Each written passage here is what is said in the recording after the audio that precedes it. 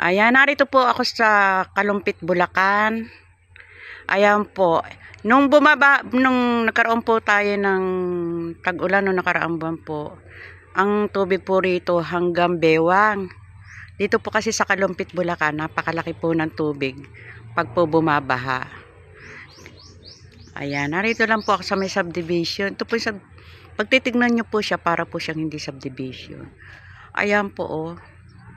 Ayan, yan po yung, ayan, hindi pa po siya, ayan, puro damo. Tapos, ayan po, matataas ng mga damo yan. Ayan, no? Ayan.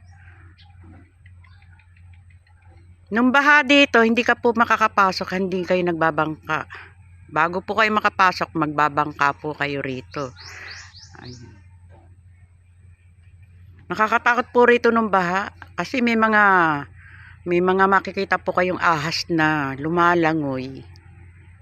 Ayan, ayan po yung ano rito sa loob.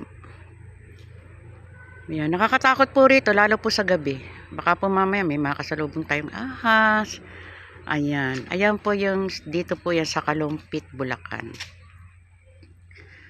Ayan, ayan po yung kalsada na papasok. Ayan, ayan po. Tignan nyo po, oh. Ayan siya. Ayan, may mga malalaking puno na madadaanan tayo. Kaya po sa gabi, hindi po kayo po pwedeng maglakad.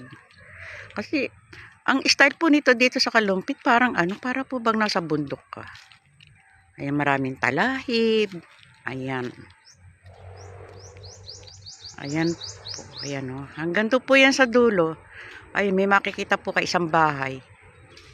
Ayan.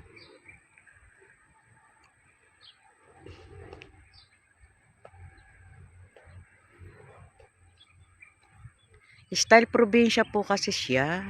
Ayan.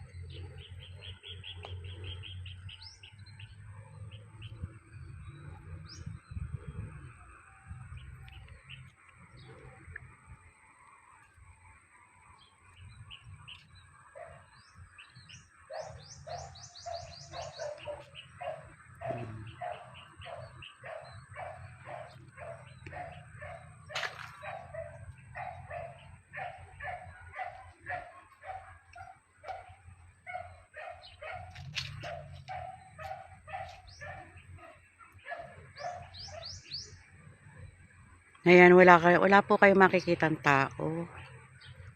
Puro po damo yan dito. Lalo po na pagkatapos pong bumaha, naku po, naglakihan na po yung mga damo. Ayan.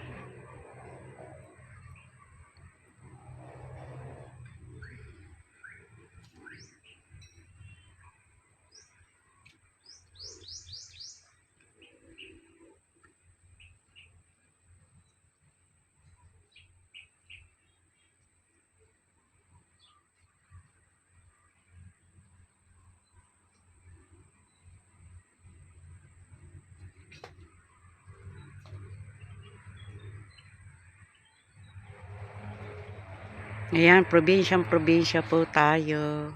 Ayan.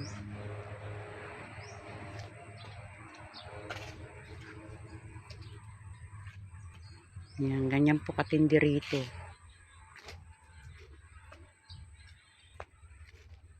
Diba?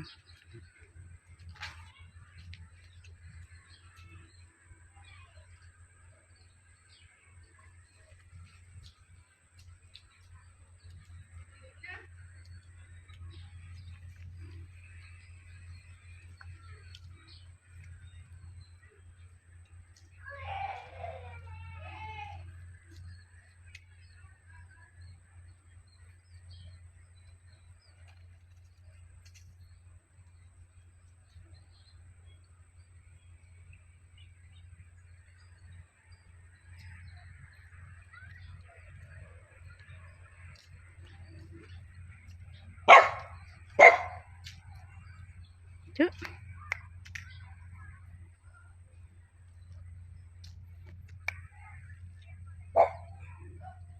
ayan, meron po ritong tuta. Dito po yan nakatira. Yan, maganda po yung tuta na yan. Chu! Ayun, pumasok na po siya sa lungga niya. Yan po yung lungga ng mga aso rito, mga tuta. Ayan. Sige po, hanggang dito na lang po. Paalam na po. Ayan.